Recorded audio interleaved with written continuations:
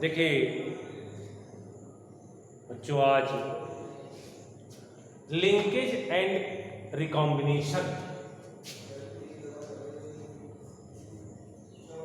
Linkage and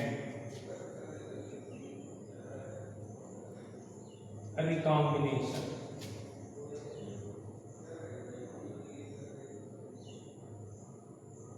linkage and recombination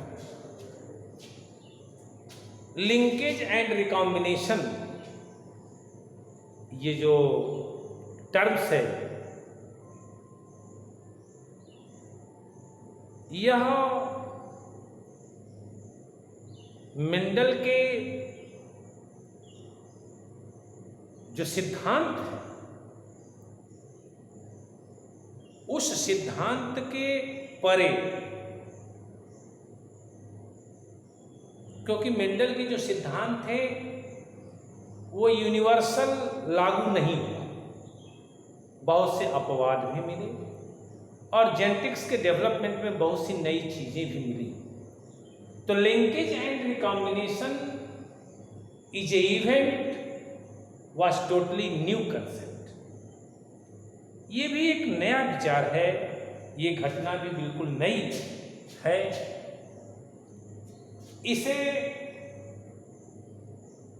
propose कौन किया? तो थॉमस मॉर्गन, टीएच मॉर्गन।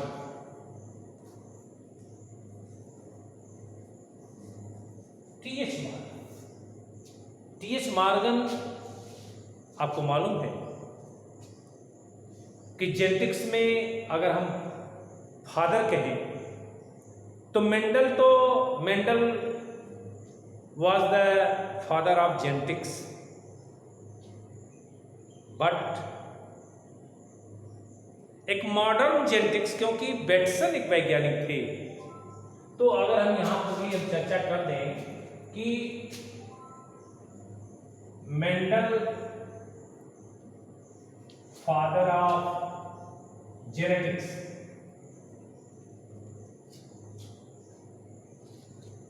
लेकिन जेनेटिक्स में जो एलील्स है, होमोजाइगस, हेटेरोजाइगस, ये जो शब्द का यूज किए थे वो थे बेटसन। तो बेटसन भी जेनेटिक्स में काफी महत्वपूर्ण चीज को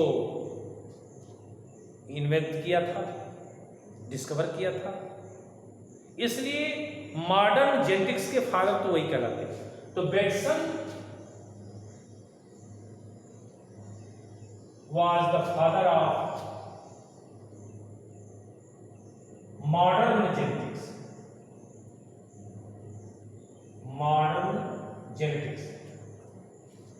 तो Bateson was the father of modern genetics. लेकिन जो मॉर्गन है, इन्होंने इतना एक्सपेरिमेंट किया और इनका एक्सपेरिमेंट ड्रासोफिला मेलेनोगास्टर एक प्रजाति है फल मक्खी की, इस पर इन्होंने बहुत ज़्यादा अपना प्रयोग किया था और प्रयोग करके बहुत सी नई चीज़ों का। तो लिंकेज एंड क्रॉसिंग ओवर या linkage and recombination was also discovered by Morgan. And today Morgan was the father of experimental genetics, और इन्हें मॉर्गन को ये भी फादर कहलाते हैं of experimental genetics, like gene linkage, crossing over, criss cross inheritance. तो इन सब के प्रयोग इनके द्वारा संपन्न हुए थे, इन्होंने डिस्कवर किया था। इसलिए तो फादर के रेंज में मेंडल भी हैं, बेटसन भी हैं, मॉर्गन भी हैं। तो Morgan was very important in the development of genetics. Morgan ने किया क्या? ये सबसे पहले जो सटन ने अपना क्रोमोसोमल थियरी दिया था, उस क्रोमोसोमल थियरी को ये एक्सपेरिमेंट के द्वारा वेरीफाई किया ड्रोसोफिला मेलानोगास्टर। किताब में देखिए नाम स्पष्ट लिखा हुआ है, ड्रोसोफिला मेलानोगास्टर। ये ड्रोसोफिला पर ही क्यों अपना प्रयोग किया, उसके पीछे कुछ बिंदु हैं। सबसे पहला बिंदु है कि Drosophila males and females are very clear. Drosophila में मेल और फीमेल को आप बड़े अच्छी तरह से पहचाने, कौन मेल है कौन फीमेल है। एक कैरेक्टर ये भी रहा। दूसरा character, life cycle of Drosophila is very a few days, you can say 15 days. In 15 days Drosophila has completed its life cycle. ये अपने लाइफ साइकिल को 15 दिन में समाप्त कर लेता है। एक कैरेक्टर ये भी था। और तीसरा कैरेक्टर था ड्रोसोफिला में, it was very easily grow in synthetic medium in the laboratory. ये बड़े आसानी से कल्चर मीडिया में लेबोरेटरी के अंदर ग्रो कराया जा सकता है। इनकी ग्रोथ अच्छी होती है, तो हमको प्रोजनी अधिक से अधिक मिल जाएंगे, हमको नई नई प्रोजनी मिलते जाएंगे। और एक चतुर्थ पॉइंट है, फोर्थ पॉइंट है कि so many variations are found in Drosophila. Drosophila में बहुत से वेरिएशंस भी पाए जाते, विभिन्नताएं भी होती थी। तो in this character regarding Morgan conduct his experiment on Drosophila, इन सब पर विचार करते हुए ड्रोसोफिला ने मॉर्गन ने ड्रोसोफिला पर अपना एक प्रयोग किया। उन्होंने अपने प्रयोग में जो ये लिंकेज एंड रिकॉम्बिनेशन का आविष्कार किया, जो टर्म दिया, उसके पीछे एक लॉजिक है। Morgan conduct several dihybrid crosses on Drosophila to describe the genes present on X chromosome or genes which linked with sex chromosome. Morgan बहुत से प्रयोग किए dihybrid cross as similar to Mendel conduct as on pea Pisum sativum. जैसे Mendel ने Pisum सेटाइमा पर die hybrid cross किया था, उसी तरह से मॉर्गन ने भी ड्रोसोफिला पर डाई हाइब्रिड क्रॉस किया, बहुत से डाई हाइब्रिड क्रॉस किया।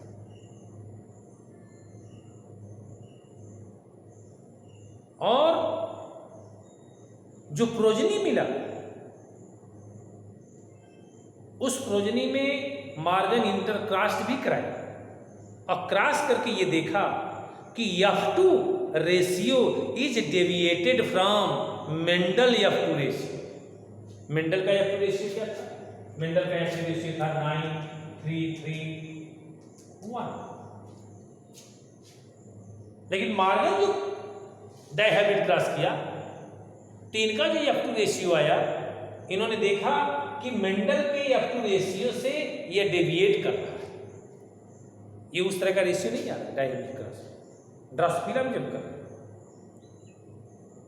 और ड्रोसोफिला में इन्होंने प्रयोग क्या किया था, देखिए उसमें प्रयोग बिल्कुल स्पष्ट रूप से दिया हुआ है।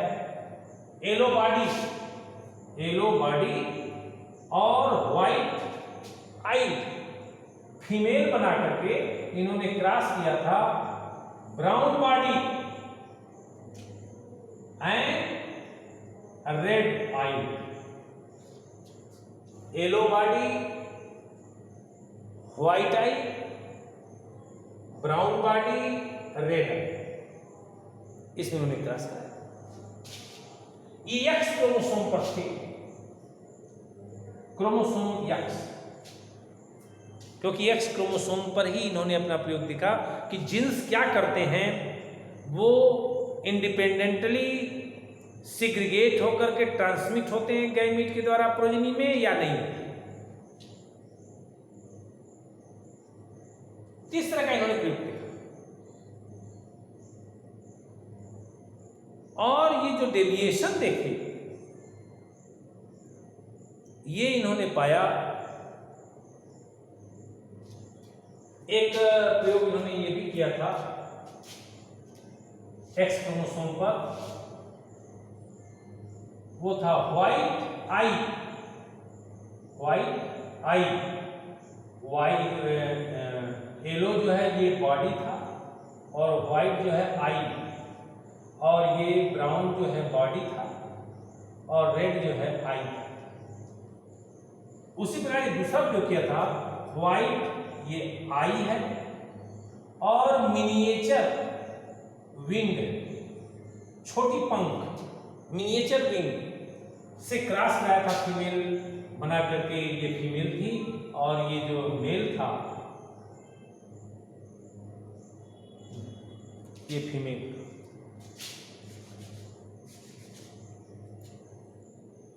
फीमेल और ये मेल, फीमेल और ये मेल। मेल क्या था? रेड आई,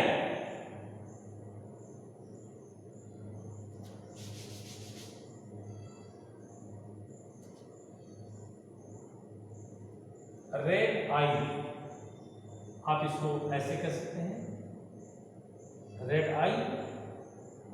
और नॉर्मल पंख या कह सकते हैं नॉर्मल विंग। लेकिन ये आप जानते हैं कि नाम तो इस तरह से लिखे नहीं जाते। जैसे अगर आपको कहना कि टाल और डार्फ है, तो टाल का यूज करते हैं कैपिटल टी से, डार्फ का यूज करते हैं स्मॉल टी से। तो ठीक उसी प्रकार से यहां पर इसको जो है ये Y प्लस और W प्लस, इसका मतलब ये। और इसी तरह से यहां पर भी हम यूज कर लेते हैं W प्लस और M प्लस। नॉर्मल पंख के लिए M प्लस और मिनिएचर विंग के लिए M। इसमें इन्होंने ये देखा था कि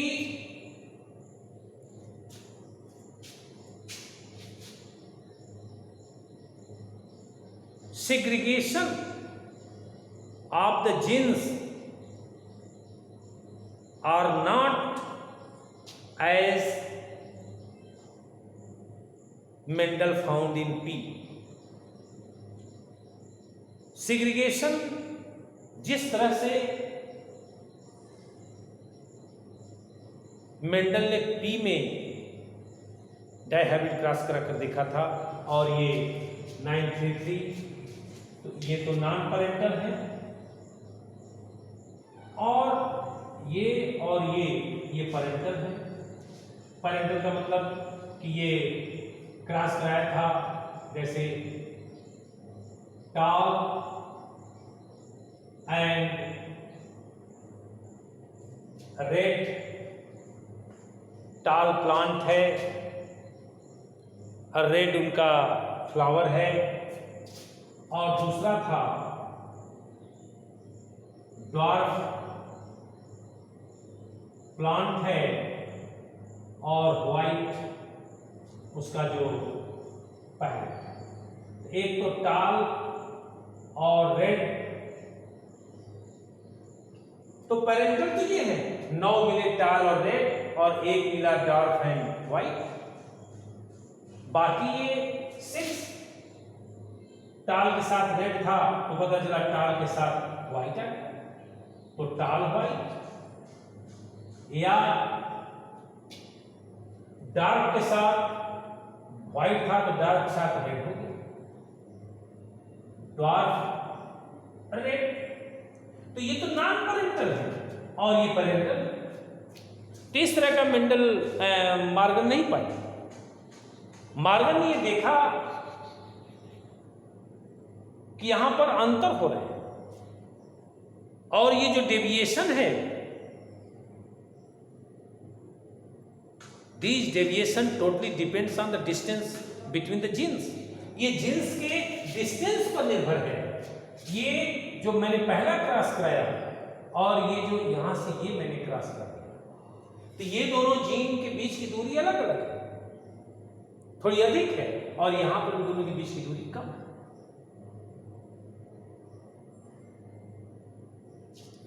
इसी के लिए ये मॉर्गन ने लिंकेज शब्द का यूज किया। Linkage define that two genes are closely attached on the chromosome. दो जीन्स जब क्लोजली अटैच होते हैं जीन्स पर तो हम उसको लिंकेज कहते हैं।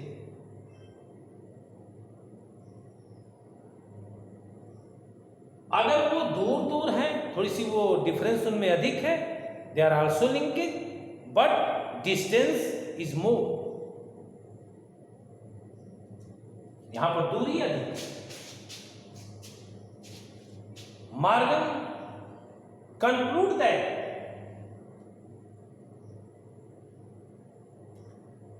डिस्टेंस के आधार पर उन्होंने कहा कि जब डिस्टेंस अधिक होगा तो उसमें रिकॉम्बिनेशन की घटना अधिक होगी, और डिस्टेंस अगर कम है तो उसमें रिकॉम्बिनेशन या क्रॉसिंग ओवर की घटना, डिस्टेंस अगर कम है तो उसमें क्रॉसिंग ओवर या रिकॉम्बिनेशन की घटना कम होगी, अधिक होगी। और जब उनका जब दूरी अधिक होगा, उनके बीच में जब डिस्टेंस अधिक होगा तो क्रॉसिंग ओवर की घटना भी अधिक होगी। लेकिन अगर हम लिंकेज के अर्थ में देखें कि लिंकेज अगर अधिक होगा, इसका मतलब कि वो नजदीक होगा, तो लिंकेज अधिक होगा इसका मतलब वो नजदीक होंगे, उनमें दूरी कम होगी। तो लिंकेज अधिक होने पर इनमें रिकॉम्बिनेशन कम होगा। तो लिंकेज अधिक तो रिकॉम्बिनेशन कम, इसमें लिंकेज कम तो रिकॉम्बिनेशन अधिक, लिंकेज कम होने पर दूरी अधिक। तो Morgan term the word linkage for physical association of the genes. तो मॉर्गन ने जो फिजिकल एसोसिएशन है उसके लिए लिंकेज शब्द का यूज किया। And recombination, he used the recombination, the term recombination for distant gene, जो थोड़ा दूर जीन जिसमें कि क्रॉसिंग ओवर की घटना अधिक हो। इसलिए ये लिंकेज और रिकॉम्बिनेशन इन दो शब्दों का यूज किया था, और उन्होंने पाया था कि जब ये लिंकेज अधिक है तो इस केस में इसका मतलब कि जीन्स आर टाइटली या कॉम्पैक्टली कंबाइंड, ये बहुत टाइटली ये कंबाइंड है। इसलिए this relation show, this cross show higher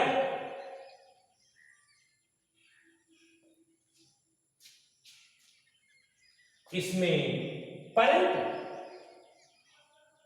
तो इसमें जो पैरेंटल गुण है, इसमें जो पैरेंटल रेशियो है, यह अधिक लिंकेज के कारण है।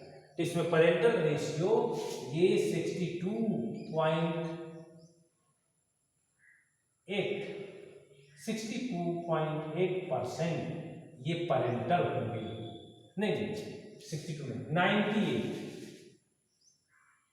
98.7 these are पैरेंटल। जब लिंकेज अधिक होगा तो इसके जो भी प्रोजनी आएंगे F2 में 98.7% वो पैरेंटल गुण रखेंगे इस तरह, और 1.3% ये शो करेंगे non parental.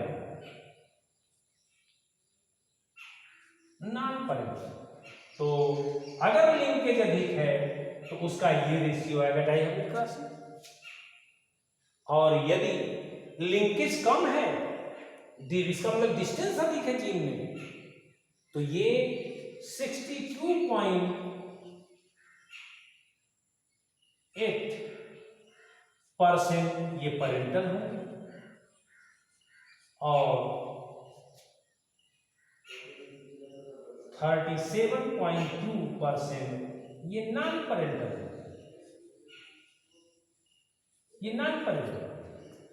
These are equivalent to Mendel hypothesis, Mendel dihybrid cross. तो मेंडल का जो डाइहेब्रिड क्रॉस है वो ये शो कर रहा है, तो मेंडल को इसकी जानकारी नहीं थी कि ये डिस्टेंस पर भी ये जो डाइहेब्रिड का जो रेशियो है जो हमने 9331 कहा है, ये डिस्टेंस पर भी निर्भर करता है। अगर डिस्टेंस कम होगा तो वो रेशियो डेविएट कर जाएगा, वो आएगा 98.7% पैरेंटल होंगे और 1.3% नॉन पैरेंटल होंगे। लेकिन अगर ये सेम अगर इस तरह का डिस्टेंस है जैसा मेंडल ने पाया था अपने मटर में जो प्रयोग किया था, उन्हें जानकारी नहीं थी, लेकिन फिर भी जो उनका रिजल्ट आया था, अगर आप इसे जोड़ देंगे तो 9 1 10 ये पैरेंटल है, तो 10 का मतलब वही आ जाएगा 62.8 और 3 3 6 ये 6 है, तो ये आ जाएगा वही 37.2। तो ये इसका मतलब इन्होंने मार्गन ने क्लियर किया कि अगर ये डिस्टेंस अगर कम है, लिंकेज अधिक है, तो ये एक्सपेरिमेंट मेंडल से वो डेविएट कर जाएगा, इसीलिए टर्म दिया था। और इसमें क्रॉसिंग ओवर की या रिकॉम्बिनेशन की घटना बहुत कम है, इसका मतलब नॉन पैरेंटल ये कम शो करेंगे, तो 1.3। और यदि डिस्टेंस अधिक है, लिंकेज कम है, तो इट मीन्स जो पैरेंटल टाइप के इनके जो जनरेशन है या F2 का जो रेशियो है वह आएगा 62.8 एंड 37.2, ये parental type and this is non parental type. इस आंकड़े को मार्गन के एक शिष्य थे स्टर्टीवांट एक शिष्य थे स्टर्टीवांट।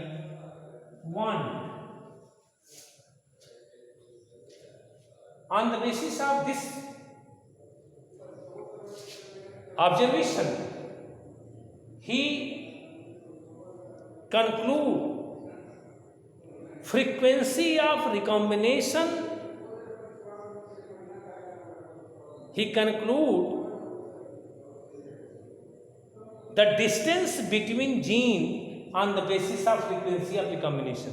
कितनी बार उसकी फ्रीक्वेंसी अगर अधिक है तो डिस्टेंस भी अधिक होगा। अगर रिकॉम्बिनेशन कम हो रहा है तो इसका मतलब उसका डिस्टेंस कम। तो रिकॉम्बिनेशन क्रॉसिंग ओवर की घटना के आधार पर इन्होंने डिस्टेंस का कंक्लूजन कर लिया, डिस्टेंस के बारे में जानकारी कर लिया, और also observe the map of the gene on the chromosome, और क्रोमोसोम पर जीन की एक मैप बना दिया, एक निर्धारण कर दिया कि क्रोमोसोम पर जीन कहाँ कहाँ है, एक मैप बना दिया, जो ह्यूमन जीनोम प्रोजेक्ट में काफ़ी ये उपयोगी सिद्ध हुआ। तो स्टर्टीवार्ट का जो एक थ्योरम आया कि हम रिकॉम्बिनेशन की घटना से, क्योंकि अब रिकॉम्बिनेशन कब अधिक हो रहा है, जब ये दूरी अधिक हो रही है, तो हम रिकॉम्बिनेशन की फ्रीक्वेंसी से हम ये इनके बीच का डिस्टेंस निर्धारित कर सकते हैं और क्रोमोसोम पर उस जीन की हम मैपिंग कर सकते हैं। और मैपिंग करके उन्होंने काफ़ी हेल्प किया था ह्यूमन जीनोम प्रोजेक्ट में। तो इस प्रकार से यह लिंकेज एंड रिकॉम्बिनेशन का एक प्रकरण था जिसे मैंने बताया। धन्यवाद।